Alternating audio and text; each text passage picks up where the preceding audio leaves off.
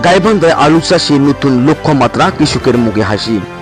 আসসালামু আলাইকুম, আমি আছি মাহবুব আর আপনারা দেখছেন গাইবান্ধা প্রতিদিন। সম্মানিত ভিউয়ার্স, গাইবান্ধা কৃষি সংবাদ নিয়ে আমি হাজির হয়েছি। 2025 সালে রবি মৌসুমে গাইবান্ধা জেলার আলু চাষে নির্ধারিত হয়েছে 12,036 হেক্টর জমি লক্ষ্যমাত্রা। এর মধ্যে সাদুলেপুর, পলাশবাড়ি, গোবিন্দগঞ্জ, ফুলছড়ি ও সুন্দরগঞ্জ উপজেলা রয়েছে অগ্রভাগ। প্রধানত রূপবান, ডায়মন্ড, গ্রানান ও কুমারী জাতের আলু বেছে নিয়েছে স্থানীয় কৃষকেরা। কৃষি অফিসার জানায়, প্রতি হেক্টর গড়ে উৎপাদন ধরা হচ্ছে প্রায় 28 থেকে 32 মেট্রিক টন এবং মোট উৎপাদনের লক্ষ্যমাত্রা প্রায় 3,50,000 টন।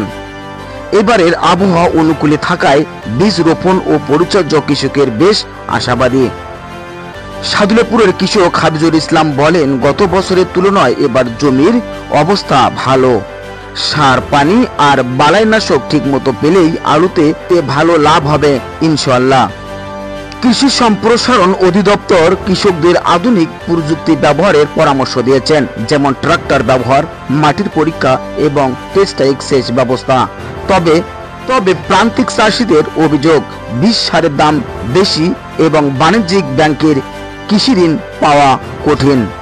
আলু গাইবান্ধা অন্যতম অর্থকারী ফসল।